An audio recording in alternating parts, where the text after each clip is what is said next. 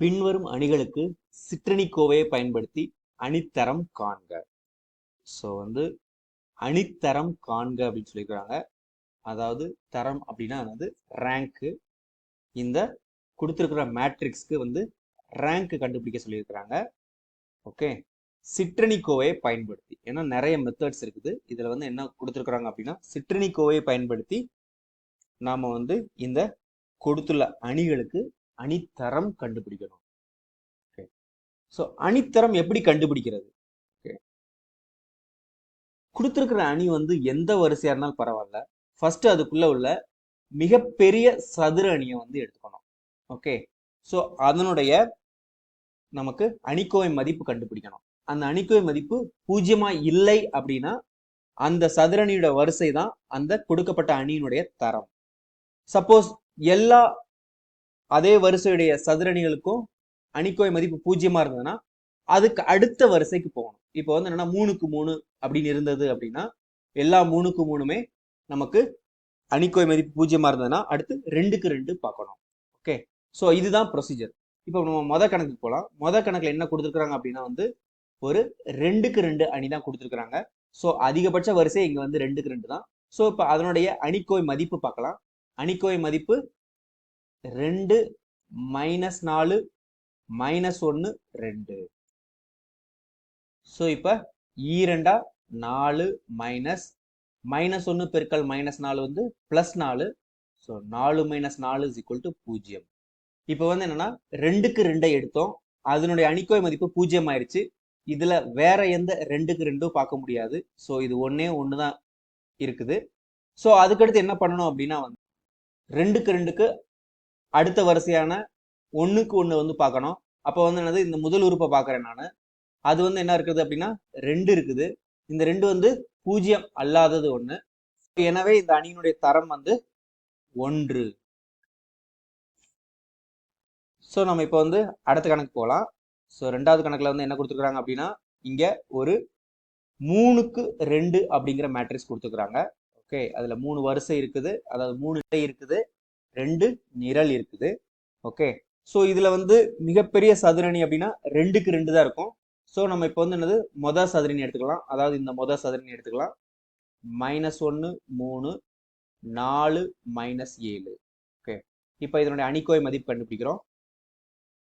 -1 பெருக்கல் -7 +7 minus 3 12. So 7 - 12ங்கிறது -5. இது 0 அல்ல. எனவே இந்த அணியின் தரம் என்னது 2. ஏன்னா நமக்கு ஒரு சிற்றணிக்கோவை எடுத்தோம், அது 0 அல்லாம இருக்குது. எனவே அந்த சிற்றணியினுடைய வரிசை என்னது 2ங்கிறதுனால அணியின் தரம் 2. ஓகே, இப்ப நாம மூணாவது கணக்கு பார்க்கலாம். மூணாவது கணக்குல என்ன கொடுத்துருக்காங்க அப்படின்னா நமக்கு 2 வரிசை கொடுத்துருக்காங்க, 4 நிரல். அதாவது 2 நிறை 4 நிரல். அப்ப 2க்கு 4 என்ற அணி இது. இதுல நாம முதல்ல உள்ள, அதாவது அதிகபட்ச ஒரு சதுரணினா என்னது 2க்கு 2 வரிசையுடைய சதுரணி தான். ஸோ அப்ப நம்ம இந்த சதுரணியை நம்ம கன்சிடர் பண்ணலாம். அதை பண்ணும்போது நமக்கு என்ன கிடைக்கும்? 1 -2 3 -6. ஓகே, ஸோ இப்ப 1 1 6, அதாவது 1 பெருக்கல் -6 என்னது -6 மைனஸ் 3 6. ஓகே, 3 பெருக்கல் -2ங்கிறது -6. ஆல்ரெடி இங்க ஒரு மைனஸ் இருக்கிறதுனால இது +6. So is equal to 0. இப்போ என்னன்னா முதல்ல உள்ள சதுரணி என்னது நமக்கு அணிக்கோவை மதிப்பு 0 மாறிடுச்சு. ஸோ இப்போ என்னன்னா அடுத்த சதுரணி பார்க்கலாம். இதுல நிறைய சதுரணி எடுத்துக்கலாம் நம்ம 2க்கு 2ன்னு. ஸோ இது கூட ஒரு சதுரணி தான். ஓகே, ஸோ நம்ம என்னன்னா இந்த சதுரணி எடுத்துக்கலாம், கடைசி உள்ள சதுரணி எடுத்துக்கலாம் இப்ப. ஓகே, ஸோ ஏதாவது ஒண்ணுக்கு நமக்கு 0 இல்லாம கிடைச்சா போதும், அதுதான் வரிசைன்னு நம்ம சொல்லி, அதாவது தரம்னு சொல்லிடலாம். ஸோ இப்போ -1 0, அதுக்கப்புறம் -3 1. ஓகே, ஸோ இப்போ திஸ் இஸ் ஈக்குவல் டு -1 பெருக்கல் 1ங்கிறது -1 மைனஸ் போடணும். அதுக்கப்புறம் 0 பெருக்கல் -3 0. ஸோ இங்க -1, இது நாட் ஈக்குவல் டு 0. எனவே அணியின் தரம்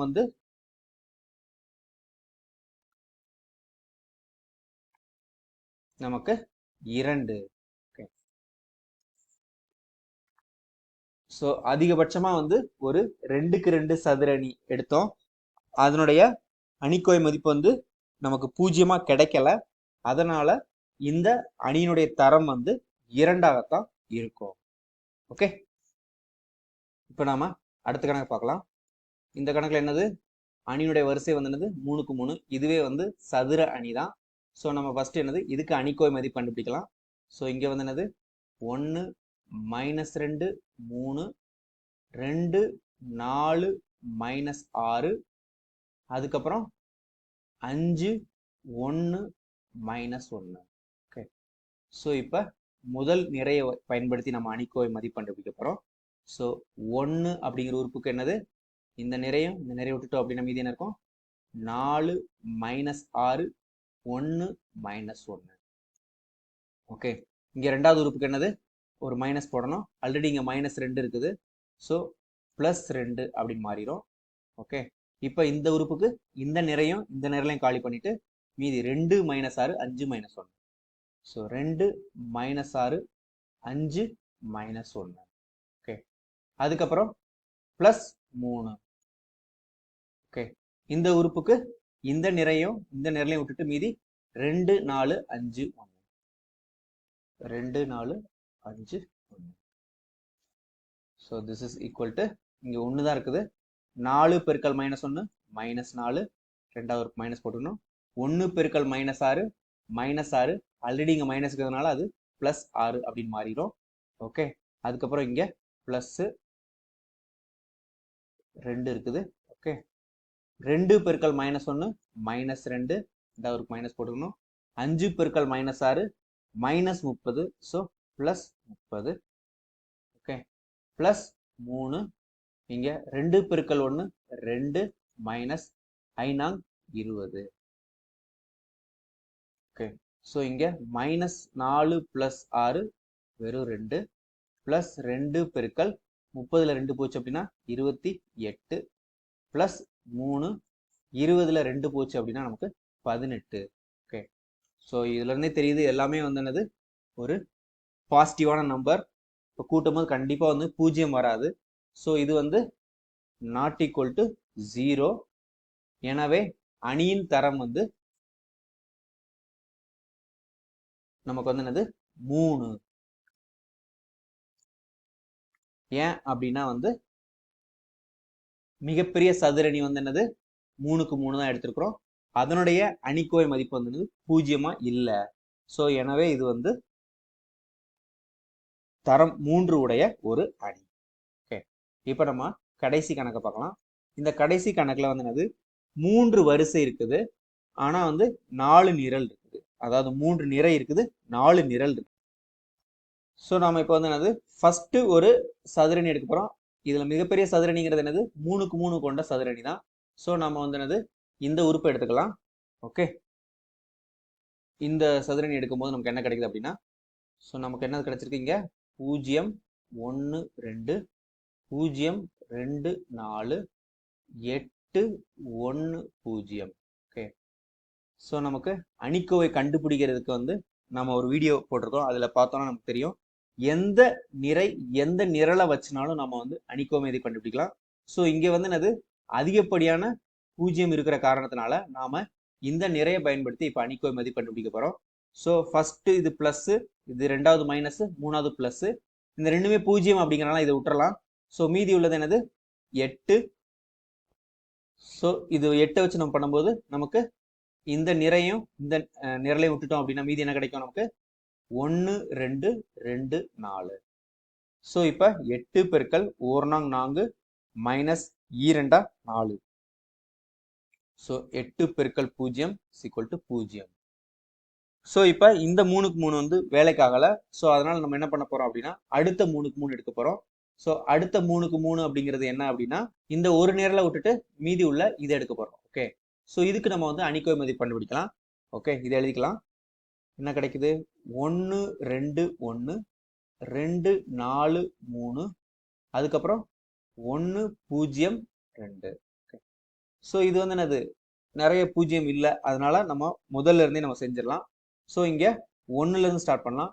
இந்த 1 அப்படிங்கிறத பார்த்தோம் அப்படின்னா இந்த நிறைய இந்த நிறைய விட்டுட்டு 4 3 0 2. Okay, so 4 3 0 2. ஓகே, அதுக்கப்புறம் -2 இந்த உறுப்பு, இந்த உறுப்புக்கு இந்த நிறையும் இந்த நிறைய விட்ட போக 2 3 1 2.